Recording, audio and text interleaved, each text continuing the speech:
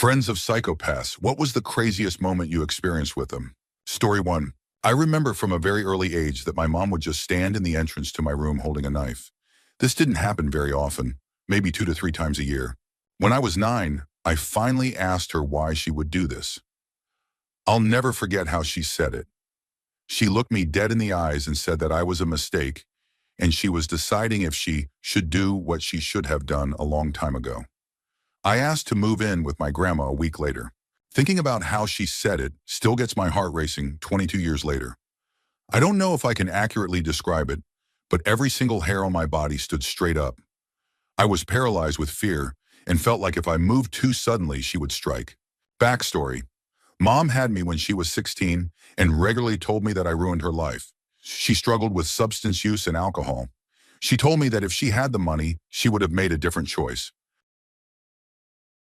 Story 2. In high school, my boyfriend at the time and I shared a math class together. It was well known we were dating, so I would always take him his homework at the teacher's request if he missed. He skipped a lot. I broke up with him over Christmas break. He cheated on me. The math teacher obviously still assumed we were together, so he asked me to bring him his homework. I did. I got to his house planning to drop it off at his doorstep. He told me to come in and explain it to him. He locked his bedroom door and started saying things like, "If I can't have you, then no one else can. And I could get you back in a second. Just admit it." Then the most disturbing part, he said that if I passed away, he would keep my body just to be close to me. Note, we never had a physical relationship, and I think that frustrated him. He then tried to kiss me and touch me inappropriately.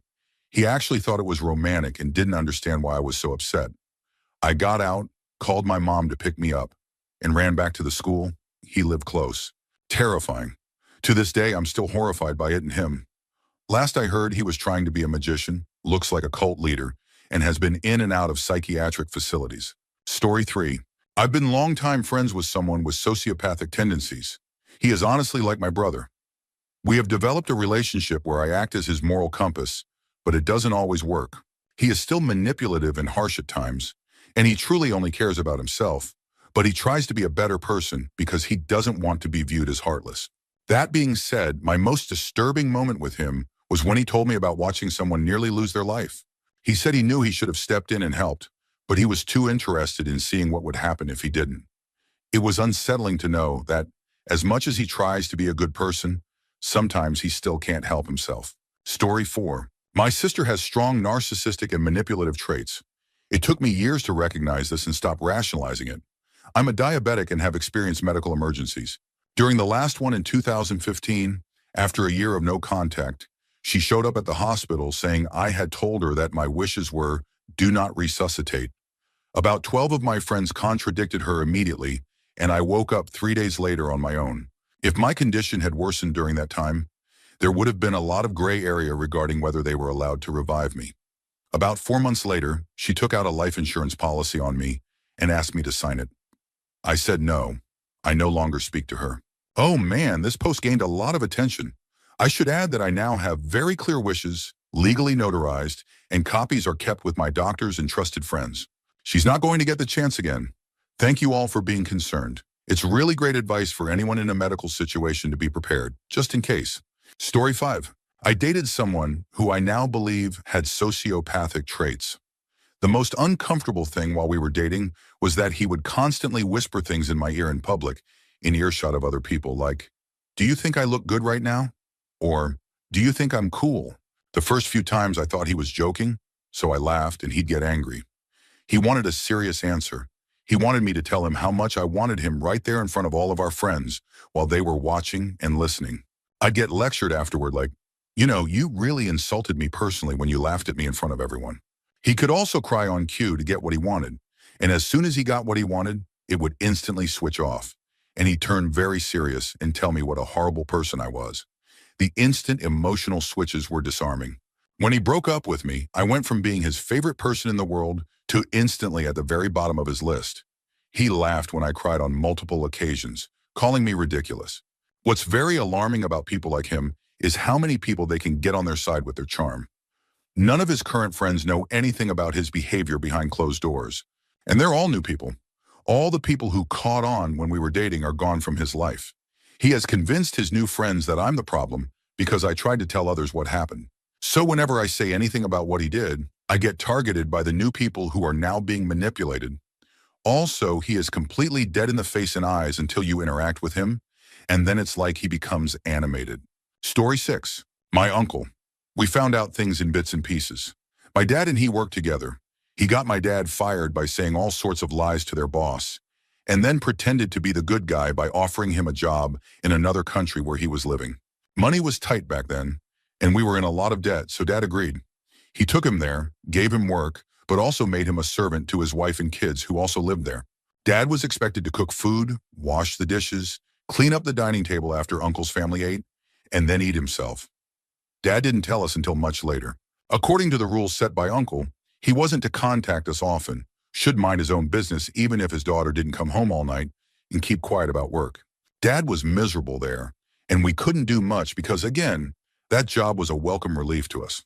Uncle, meanwhile, would come every night to our home, have breakfast and dinner that my mom generously cooked because his family was abroad, while speaking badly about my dad in front of us. One day, I finally reached my breaking point, and I started crying because I felt horrible for Dad, who was trying so hard to make things right for us.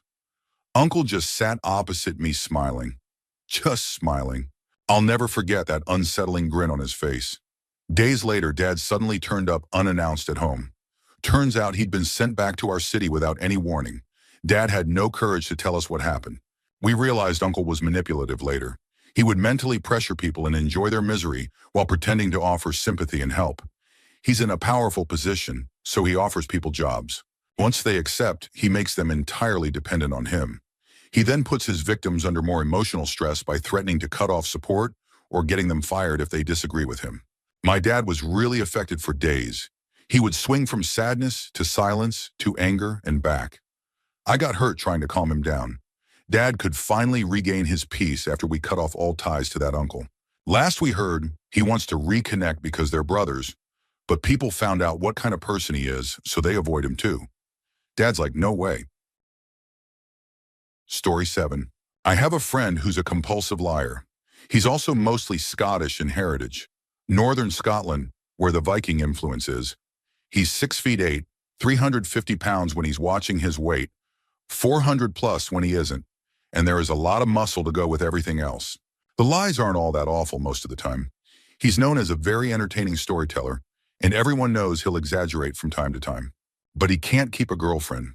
Apparently he can't be honest, is unfaithful, and the lies catch up with his relationships in a few weeks at most. One day we were in a taxi together, and he got the idea that the driver was taking a route that was unnecessarily long. He stopped the cheerful story he was telling me mid-sentence. His face changed and he barked at the cab driver in a voice I'd never heard. Loud, angry, and aggressive. The cab driver immediately pulled over and let us out without paying. And a good thing too. I think my friend was about to lose control. I was frozen in my seat. I felt like he might hurt someone. I was terrified. It was the last time I spent time with him, though I'd known him for 20 years. I later learned that he won't associate with someone after they've seen him snap, as one of his other ex-friends put it. Story 8. My best friend in high school had deeply manipulative traits, though I didn't realize it until later in life. He was good-looking and astoundingly persuasive. He could talk pretty much anyone into liking him. I was always a bit socially awkward and didn't have much romantic success at that age. Whenever I confided in him that I liked someone, he would immediately pursue them. They could be a kind person, quiet, respectful, it didn't matter. He was just that convincing. One of the most uncomfortable moments of my life was after we graduated and we were hanging out, and he got invited over to the home of someone we had graduated with. He knew I thought she was cute, said it was a party, and that she had said she liked me. Well, we got there, and it was only her roommate, and her roommate's boyfriend, and I didn't drive. He immediately went into her room and became romantically involved with her. I was really upset and confronted him about it. Of course, he made me seem like the bad guy and told everyone that I had invited myself over and made me feel pathetic. I completely lost it and broke down crying in anger and felt ridiculous. Luckily, her roommate was kind enough to drive me home. That was how he operated. He wasn't violent, but he liked hurting people emotionally. That night was the last time I ever spoke to him. I still feel foolish for staying friends for so long. Story 9. I'm an ex-friend of someone with sociopathic tendencies. I think the moment it became clear was when we were hanging out and started arguing about me going to his house. I had left my wallet there and told him I needed to get it. He then started claiming that his parents didn't like me and didn't want me at his house. He said that since they weren't home, that would make it even worse. I kept repeating that I just needed my wallet and that he could bring it to me. He proceeded to call me selfish and a monster for arguing with him. He yelled it in my face in a public place. I was shocked and had no response. Then he acted like nothing happened, asked me if we should get food like everything was normal. I eventually got my wallet back from him. He didn't take any money or anything, but needless to say, we aren't friends anymore. Honestly, I didn't even consider him a sociopath until I told my therapist how he manipulated me into thinking everything was my fault and how nothing I did was ever enough. She basically told me straight up that he showed clear signs of that, and it clicked. He used me just to boost his own ego. Story 10. My sister feels nothing but rage. When she doesn't feel rage, she feels literally nothing. She spends her life manipulating those around her and feeding that rage. She relentlessly mistreated me growing up. She tried to hurt me seriously on 3 occasions before I moved out. No one believed me. Because I was older and bigger, I was always considered the aggressor, even when I was attacked in my sleep.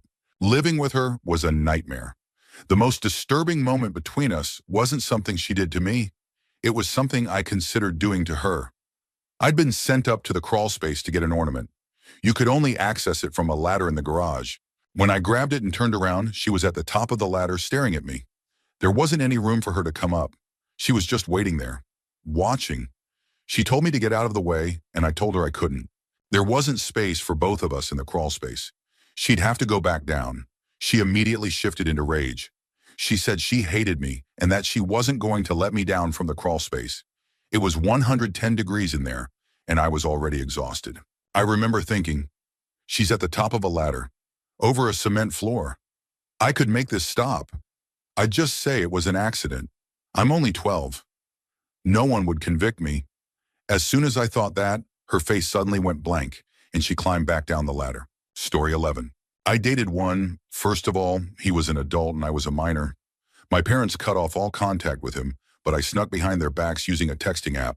He would often text me things like, "I want to destroy you," or "I wish I could be inside you," and also told me disturbing things just to see how I would react. At one point, he broke into my room, took something personal of mine, and texted me about it. My mom found out and drove all the way to his house and confronted him. I was upset because I was 14, and this guy had convinced me I was too emotional and immature for anyone else to love but him. He also said he would harm himself if I left. But my mom was able to open my eyes by writing a comprehensive list of every manipulative and unwell thing he had done to me. I broke up with him. That wasn't all, though. For a couple of months after the breakup, he would find out where I was going and show up there. I even went out of state to a convention, and he followed me across state borders. Thankfully, my mom was there, and that was the final straw. She got a restraining order against him. To this day, I'm eternally thankful to my mom for protecting me, even if I was so angry at her at the time for trying to keep us apart. Story 12. Lots of uncomfortable moments, but a couple stand out. He had extremely violent dreams and would tell me about them in great detail. He also would say things like, "I could hurt you and no one would believe you." And he showed me where he kept the weapon he would use if I ever betrayed him. One night he pinned me down while I screamed in fear, and his parents were upstairs ignoring everything. Months later, his mom told me they knew what kind of person he was, and they were scared too, but thought I was the only good influence who might be able to change him. It's been a decade, and even writing this makes me feel nervous that he could read it and find me. I almost used an anonymous account, but he shouldn't still have that much power over me, right? The night I left, he called me hundreds of times, literally hundreds, filled my voicemail inbox with all kinds of threats, but then the next message would be apologies and begging me to come back. It was unsettling how quickly his mood would shift. I drove to stay with a friend in another city that night because I was too afraid to go home. Side note, I just want to say reading these stories has really affirmed my thoughts about a past relationship with this kind of violent, manipulative person. I felt such guilt for years, thinking I was too weak to leave sooner and that everyone probably thought I was foolish for staying so long. The shame was heavy, but reading so many similar experiences here helped me see that people in these situations aren't judged or blamed. Story 13. I think my best friend may have been one. For example, She got a job at a business she wanted to learn from, and when she had made enough money to start her own business, she wrecked her employer's van, hired away the designer, and stole all the clients. Then she paid the designer far less than promised and closed her business completely in a few months when she got bored. She also did some really bad things in her relationships that I don't want to go into. Well, anyway, she was about to ruin someone's life again, and I couldn't take it anymore, so I reported her. That's when I heard all the lies she had spread about me, that I lived with her and she supported me, that I had substance problems, that she had starred in major films, that she was prom queen. So I cut her out of my life, and after weeks of her calling and begging me to come back, I was sitting at home, looked up, and saw her standing over me. Story 14. I dated one a bit over a decade ago. He fits the description of someone with sociopathic traits more than anything else, but he was also narcissistic. We dated in high school for a little over a year. Aside from the constant gaslighting, lies, manipulation, and threats, he was basically someone who warped my thinking so badly that I believed I'd be nothing without him. Whether it was driving recklessly with me in the car when I questioned him or threatening harm to me and my family if I left, he was truly terrifying by the end of our relationship. The most terrifying moment was when he put a loaded hunting rifle in my face. He claimed he was addicted to weed. I don't think that's a dangerous substance at all, but he was so psychologically unstable that he believed he was going through severe withdrawal if he didn't use it for a day or two. One night, he decided he was going to commit a robbery to get money. I stood in his way and he pointed the weapon at me. I found the courage to break up with him a few days later, blocked him on social media, didn't answer his calls, and wouldn't open the door when he came to my parents' house. It took months for him to realize I was serious. 12 years later, and I still have nightmares about him. Story 15. I'm friends with someone who likely fits the definition of a psychopath. I'm on mobile, so I'll be brief. Not all people like him are necessarily a danger to society in terms of physical violence, instability, or irrationality. G is a close friend of mine. He has shallow morals, is manipulative, not above deceiving others financially, and can be physically intimidating when provoked. He's intense. That said, he's highly intelligent, quick to laugh, and non-judgmental. You could talk to this guy about anything. He just doesn't care. He's a lot of fun to hang out or party with because he's so unique. I trust him to be himself. He's never betrayed me, except I seemed to lose money when we went into business together. The creepiest he's been, and he knows I feel this way, is when we talk about morality in society. Essentially, he thinks people he deems weak or unintelligent, but who gets to decide that, should be removed from society. He's not discriminatory. He just believes he's superior based on intelligence, appearance, and skill. He doesn't believe everyone deserves the same opportunities. Creepy, right? I remember one conversation we had while drinking that I had to cut off because it was going nowhere. He won't change. He doesn't empathize. That said, he's still a practical person. He's not going to act on his darker thoughts. They're not useful to him. He likes making money and doesn't mind tricking people. A businessman. Strategic, he exists for profit. That said, he'd help me out of any kind of difficult situation, mostly for fun. He gets bored easily and understands he needs people. He likes me because I'm interesting, and he sees me as being on his level. We've spoken openly about his traits because I find it fascinating. We've been friends for 7 years, close for 3 years before he moved to another city. I stayed at his house in 2016 for a couple of weeks. Story 16. This is a moment I still think about from time to time, though it's nowhere near as bad as some others in this thread. When I was a kid, this girl hit me, kicked me, randomly lied to get me in trouble, and tried to lock me in rooms when she attacked me on numerous occasions. But none of that really scared me after a while. Yes, she was aggressive, but I was about the same size, so I could fight back. But there was this one time. We were getting along fine that day. She was being nice and fun. We were playing games together, and it was a good day. She told me earlier that she'd been sharpening sticks when she was bored, which for some reason didn't seem strange to me back then. After a while, we ended up playing with those sticks. I can't remember what we were doing. I think we were just drawing or digging in the dirt. Time passed. Everything seemed fine. Then she looked over at me and something changed. I don't know what it was, but I felt like something was suddenly very wrong. The second she started moving toward me, I ran.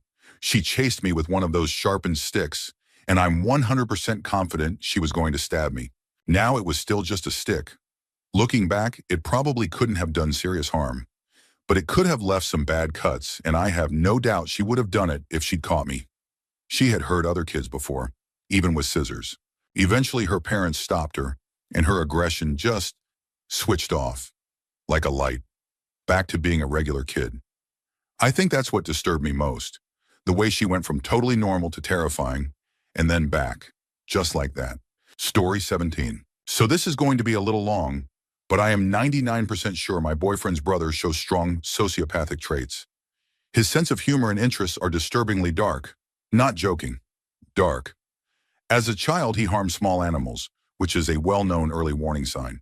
He once tried to hurt my boyfriend when they were kids and regularly targeted his siblings. Supposedly, they've all made peace through therapy, but I feel like no one has ever properly addressed what happened. Everyone enables him because they're afraid of upsetting him. He's obsessed with a channel about weapons and has an unusual fascination with death. Sometimes there's just something vacant in his eyes. He also frequently says discriminatory and judgmental things. I'm black. My boyfriend's family is white. There were 2 moments that seriously shook me and made me promise myself that if I have kids, he will never be left alone with them. Incident 1. He described a scene at his job where he was cleaning out an apartment and found something disturbing. He went into detail about it, claiming not to be interested but continued talking about it for several minutes. I excused myself and he followed me and showed me a graphic photo related to it. I felt physically ill for half an hour. Incident 2. This one scared me deeply. My boyfriend, his family, and I were outside relaxing. His brother suddenly yelled, "Check out what I just bought," and started firing nails from a nail gun at my boyfriend's feet. My boyfriend was clearly frightened, and when I asked him to stop, he pointed the nail gun toward us.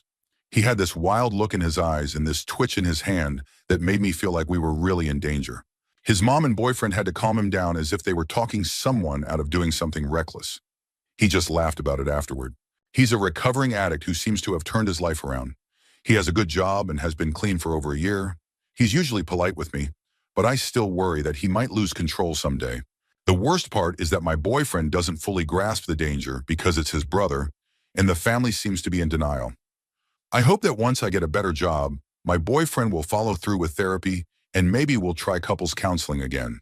Since that incident, and others with a difficult sibling, I told him I won't attend family events that involve certain people. We've been together for 2 years. I'm likely skipping Christmas this year and volunteering instead. I don't want to be that stressed on anyone's behalf. Story 18. There was a girl in our group, Shannon, who was constantly doing highly inappropriate things and getting involved with everyone's partners. Whenever she was confronted, she'd skillfully manipulate her way out of it and could make herself cry on command. Eventually, the group broke apart, but she continued to hang out with me.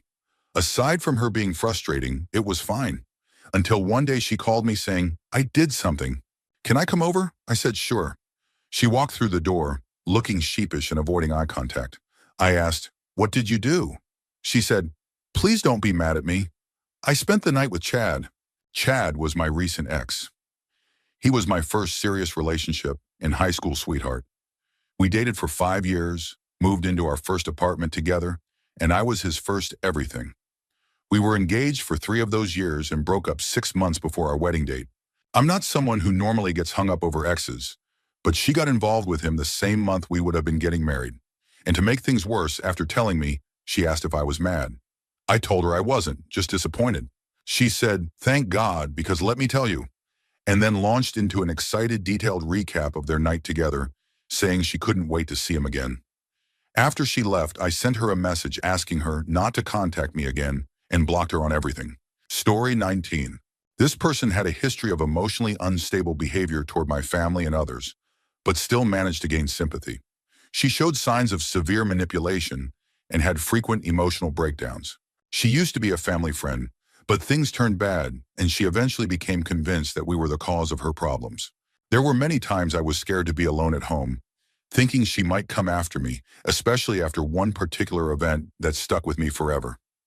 I was 11 years old and playing near her front door. I usually avoided that, but thought it was harmless. Maybe she was just going through something and needed help. Also, it was hard to avoid her house since we lived on a narrow street. That evening, she became unusually upset and started yelling at us from her bedroom window. She shouted at us to stay away from her door, but this time she kept insisting I was doing it on purpose, that I was trying to provoke her, and that she would make it stop. I backed away from her yard, nervous. I crossed to the other side of the street while my friends, now frightened too, stood still. I couldn't understand why she was so fixated on me. Other kids played near her house all the time. She kept yelling at me to stop, even though I was now far away. Then she opened her front door and said, "Give me the football." And I noticed she was holding a large kitchen knife. I refused and stepped back. She came out further and repeated, "Give me the ball." I walked faster, thinking that if she ran, I could outrun her. I was small and quick. But then she started sprinting, knife in hand. What terrified me was how fast she was, despite having asthma. I kept running, and she somehow kept up. I kicked the ball into a nearby yard and tried to believe she'd stop, but she kept coming. I scaled a garden fence and hid in a hedge, listening to her breathe heavily nearby for what felt like half an hour before she finally left. Of course, no one believed me. They thought it couldn't have happened in our neighborhood. I was just a kid, and people assumed I had imagined it. Story 20. I've worked with individuals on the psychopathy spectrum, as well as a few diagnosed with antisocial personality disorder, commonly referred to as sociopathy, in my field of study over the last 10 years. Most were inmates at the state penitentiary, many of whom I formed cautious friendships with during and outside of work. To be honest, most of the public confuses psychopaths with sociopaths when the difference is fairly clear.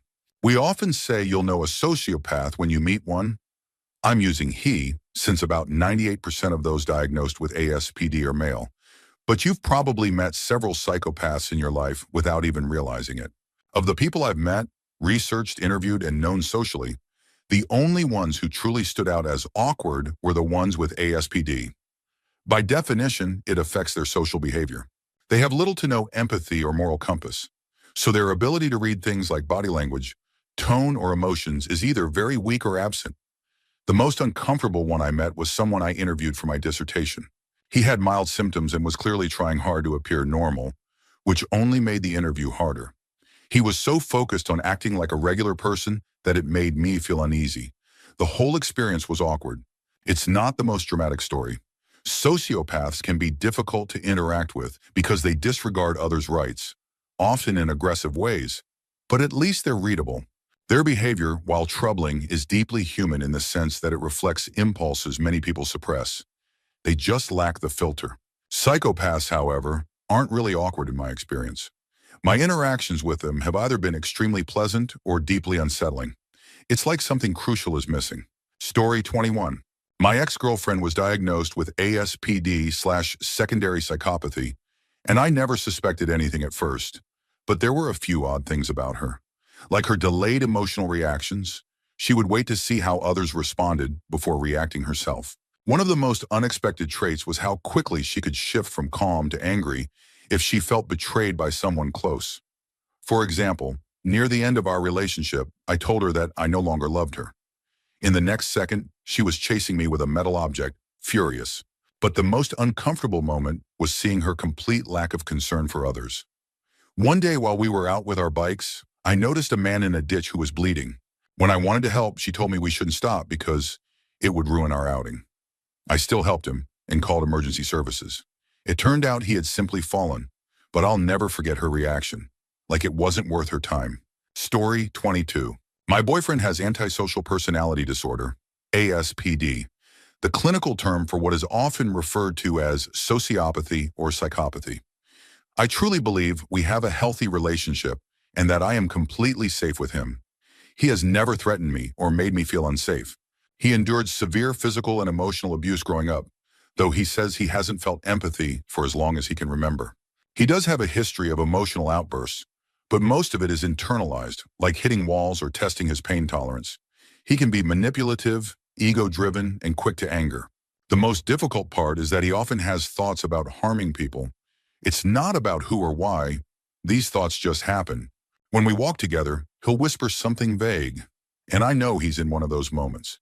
He even expressed guilt about not confronting someone who hurt him in the past. I honestly don't know if he would ever act on those thoughts.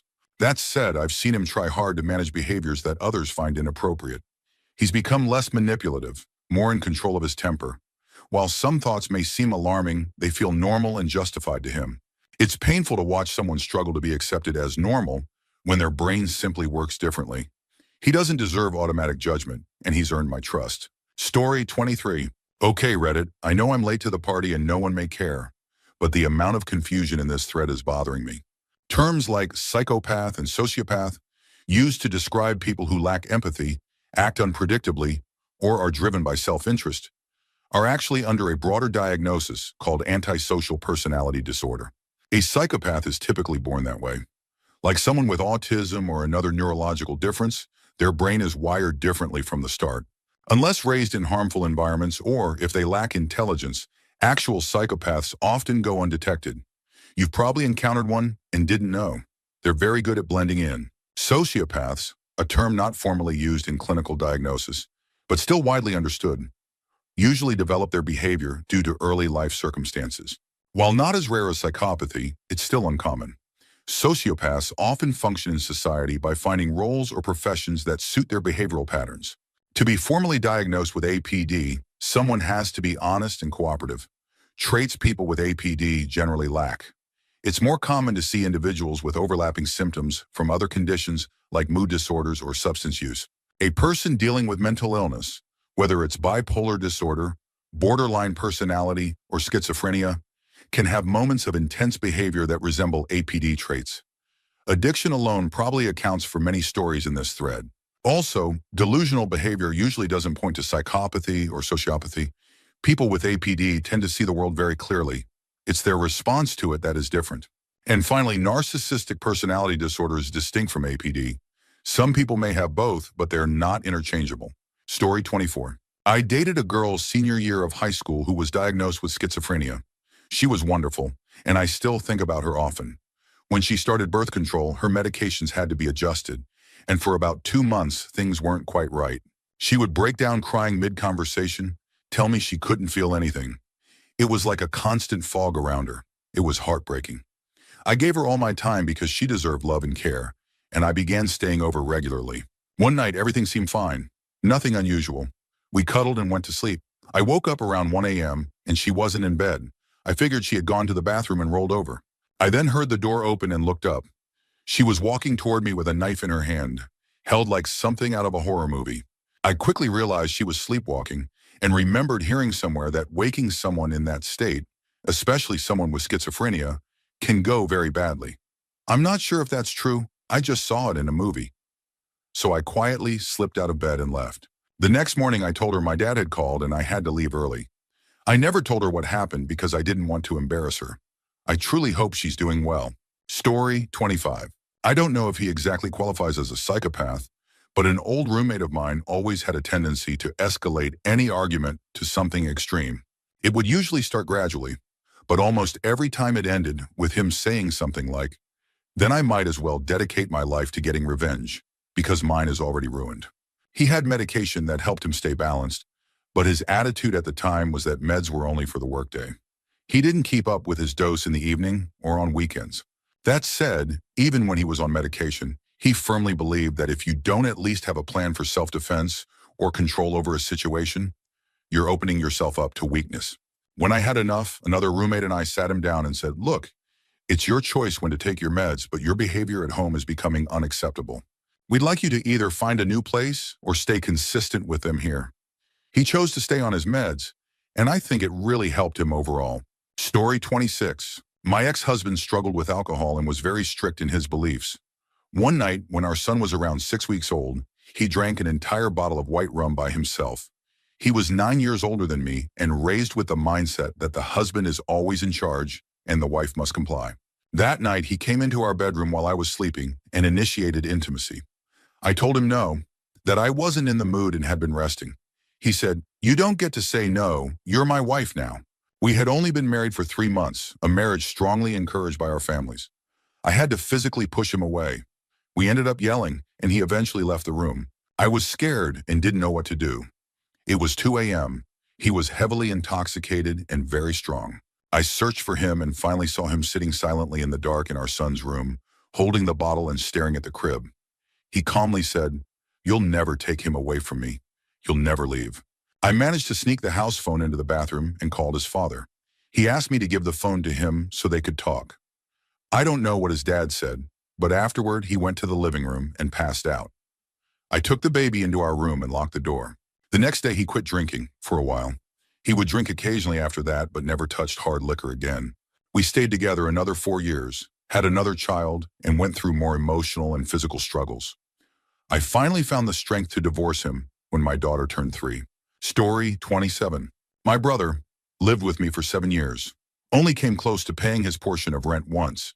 Was in and out of work for every reason that wasn't his fault you could think of. Racked up payday loans and had his phone disconnected multiple times. We had several interventions that had little to no effect. The last time we made him let our sister manage his finances. He got around that by switching to restaurant waiting jobs and claimed every day was a bad tips day. Completely wrecked the truck I let him borrow until the engine gave out. My apartment got broken into after he said inappropriate things to some neighbor kids at the pool. The only things stolen were, of course, mine. The last year we lived together, he broke his leg doing something reckless with some unhelpful friends, so he couldn't work. Around that time, I had nearly $300 go missing. I tore the place apart for weeks looking for it. Then out of the blue, my brother shows me a handgun that he bought months ago and says it cost about the same amount that I'd lost. I didn't say anything, just kept searching for the money for a couple more months with no luck. I finally had enough and took the gun. When he realized it was gone, I got screamed at for hours and threatened. I honestly thought he might act on it. And at that point, I almost hoped he would, so he'd finally be forced to get help. Instead, I just got more threats, including that he never wanted to speak to me again and hoped his future kids would never meet me because of how oppressive living with me was. A couple of months later, we went our separate ways. I invited him to my wedding, which he couldn't get out of work to attend. Honestly, I wasn't offended. Story 28. Some of these comments bother me. My ex-girlfriend called me a psychopath and even posted something awful about me online, basically repeating the same accusations and more. The thing is, she had been very open about having borderline personality disorder. So my being emotionally reserved or distant when she got angry could easily be interpreted through her lens as me being manipulative or uncaring. From her perspective, I understand how she genuinely might have believed I was a psychopath. There was also the situation with our mutual friend who took my side after the breakup. It made things look like I was influencing her, even though I told that friend she didn't have to choose sides and should still be friends with both of us. She chose not to stay in contact with my ex, and I understand why. Anyway, being labeled with something like that is really painful. It made me feel depressed and insecure. I even started doubting myself when she compared me to the worst kinds of people. It's not a label you forget easily. Story 29. Oh boy, I've been waiting for this moment. One of my best friends from the past 7 years, not so much anymore because of how manipulative he turned out to be, always had this habit of getting people to do things for him without being upfront.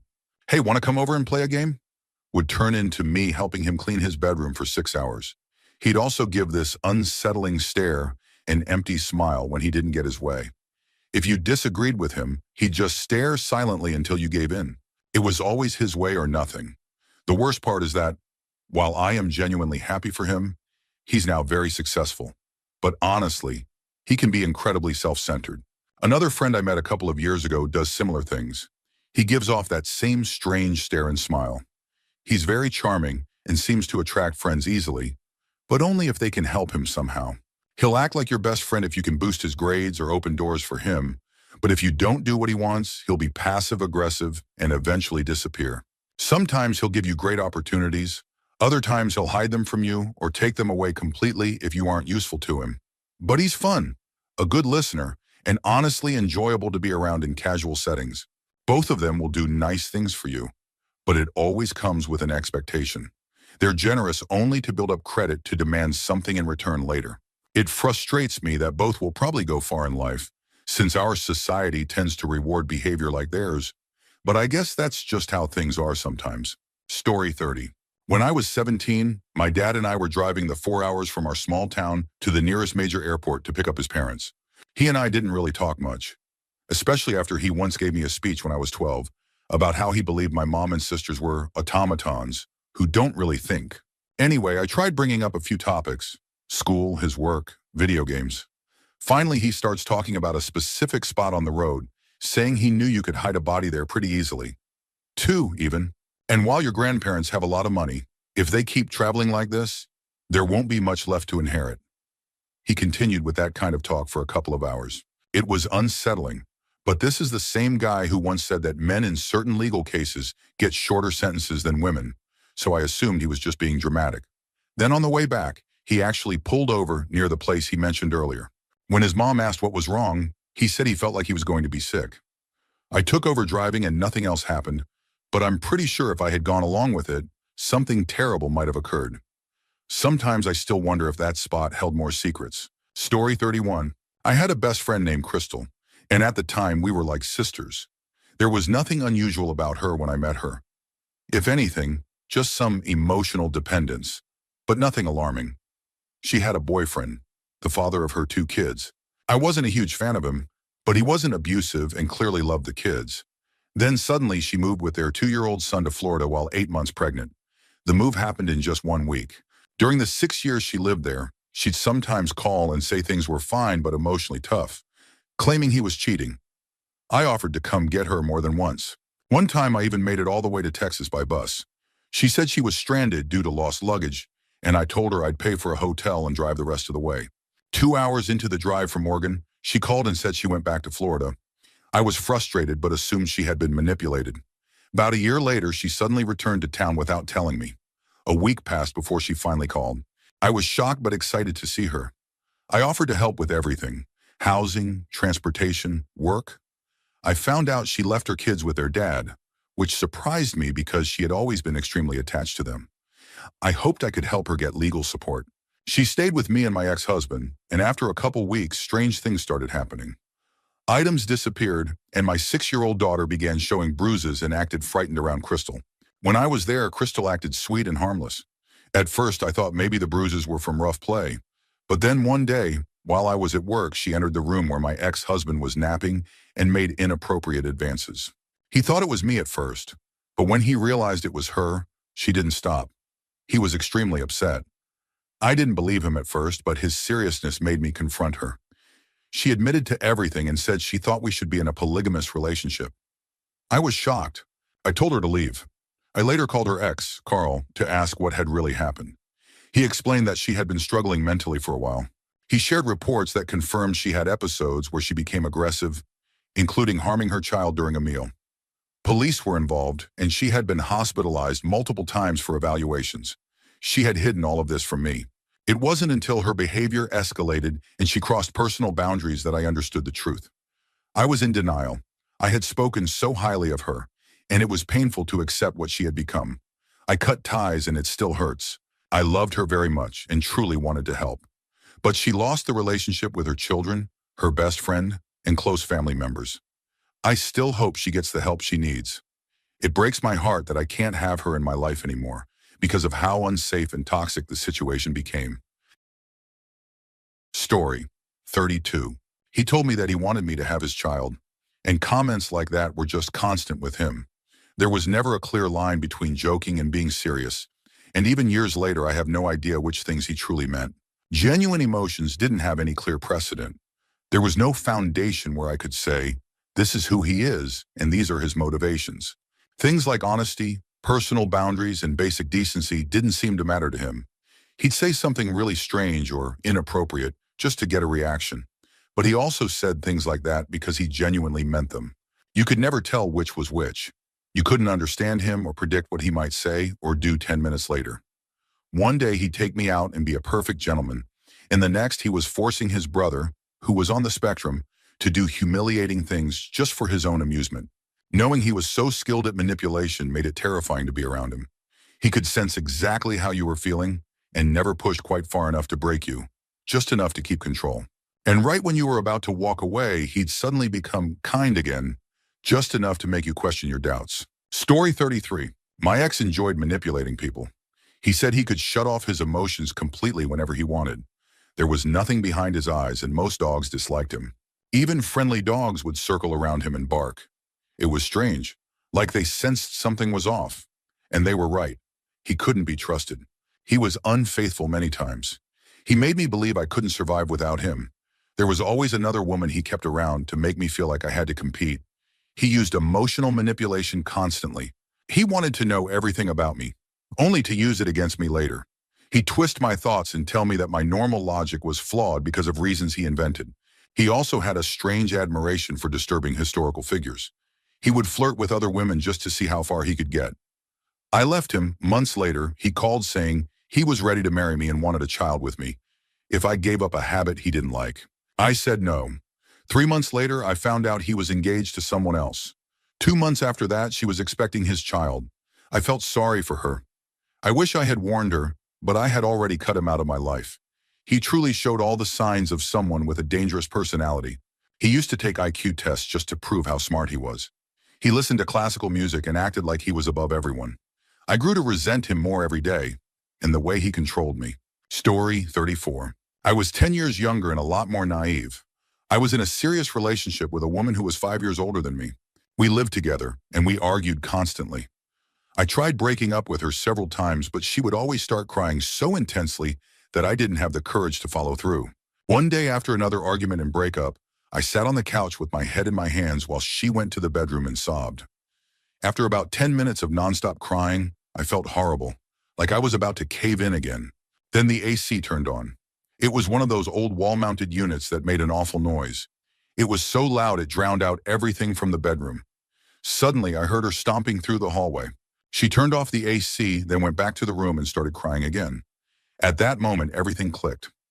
I realized the entire relationship had been built on emotional manipulation. From that point on, I resented her deeply. I stuck with the breakup, but I still had to live with her for 6 more exhausting months because I couldn't afford to break the lease. 6 more months of her trying to get me back, but nothing could have made me change my mind. Not even a miracle from above. I was done. Story 35. Not sure if this counts since my friend isn't a psychopath or sociopath, but he does have borderline personality disorder, BPD, which can be incredibly difficult both for the person experiencing it and those around them. For those who don't know, people with BPD often deal with an intense fear of abandonment and may react strongly to the idea of losing or being pushed away by loved ones.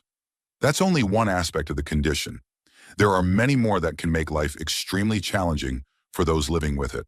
My friend took prescribed medication for his BPD, and when he stuck to it, things went well. But when he missed a dose or went off the meds, he could become unpredictable if triggered. He's 6 feet 4 inches and around 280 pounds, so it could be intimidating when things escalated. One night, we were hanging out in a city about 20 miles from our hometown, just doing typical early 20s stuff. When it came time to leave, he kept goofing around and wouldn't get in the car.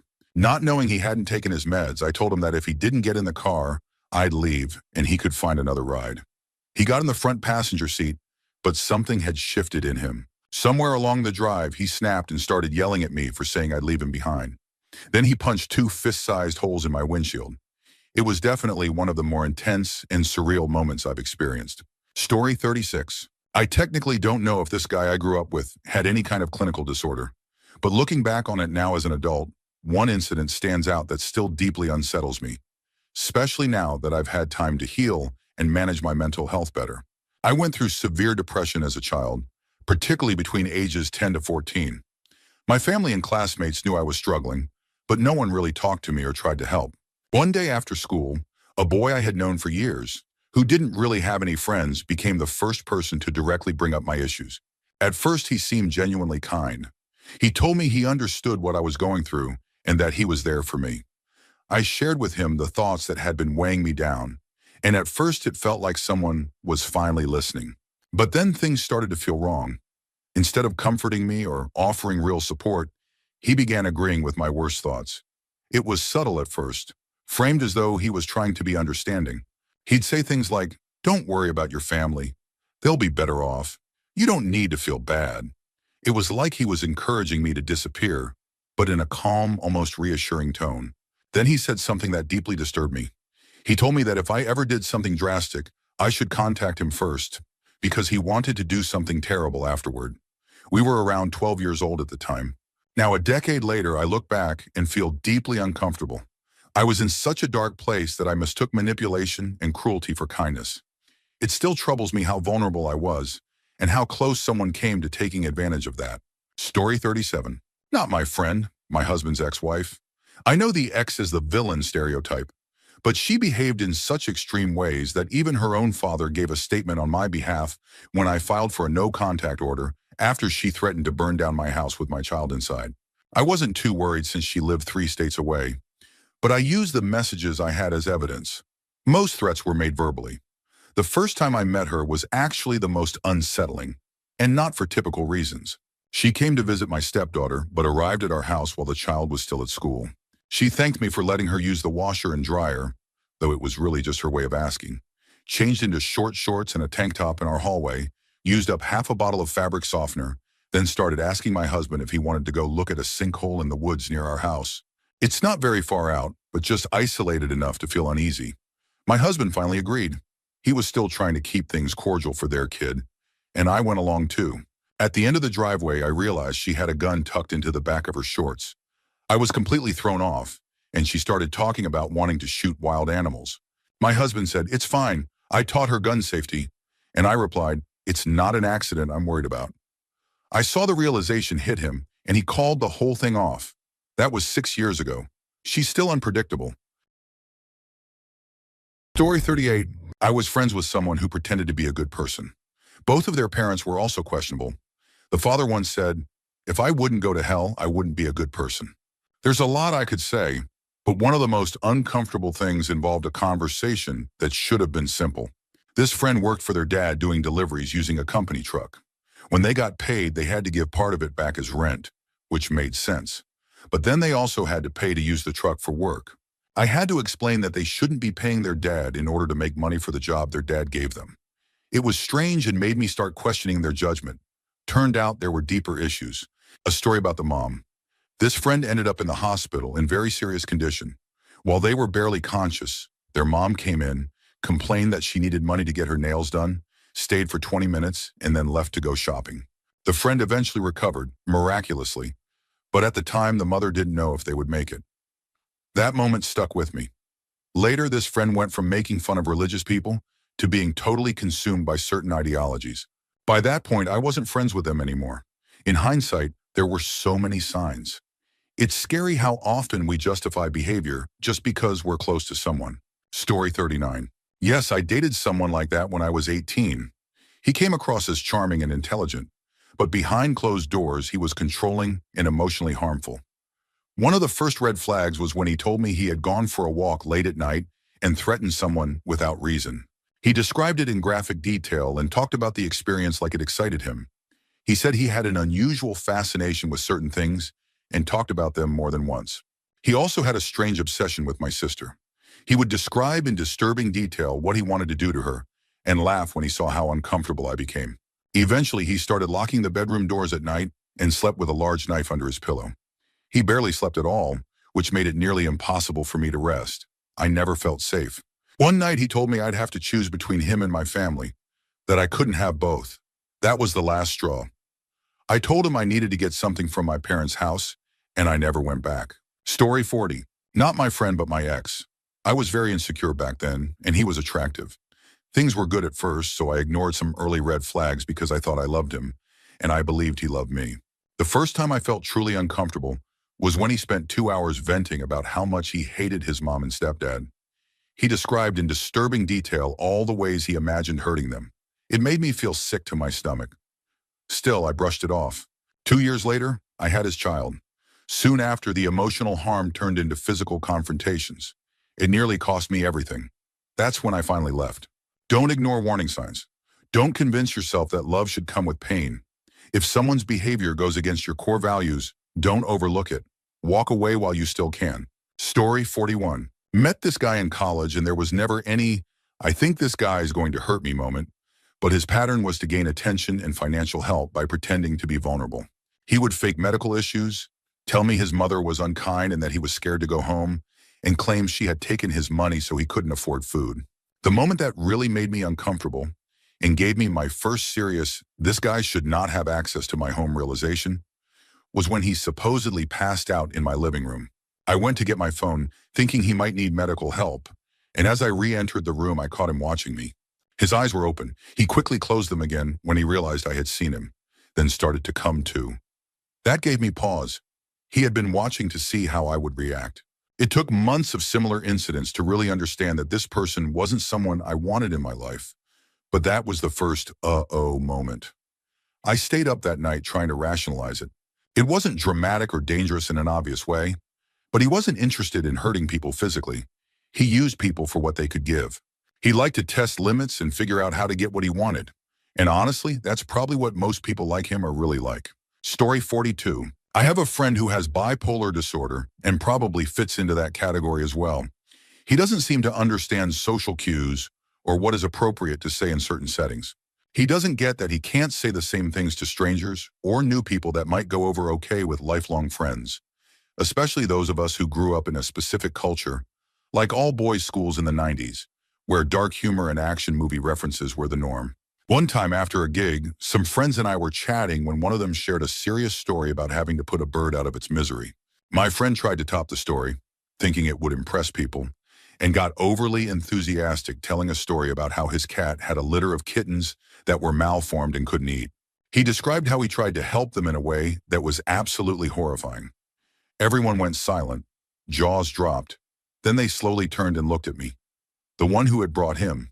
I know it was probably a made-up story, and I don't think he would actually take pleasure in something like that. But the way he told it, with excitement and pride, made him come across as someone truly unwell. I was embarrassed and deeply uncomfortable. We're still in touch, and I've tried to guide him toward better values. He lets me down constantly, and I've had to distance myself many times. But I can't seem to let go. I feel like I'm the only one left who cares, and part of me feels responsible. Not just for him, but also for the people he might affect. Story 43. In high school, I knew two people who definitely fit that description. The first was 2 years younger than me. I only talked to him a few times. Once, in a big group at the park, he had a lighter and kept heating a piece of metal and pressing it on people for fun.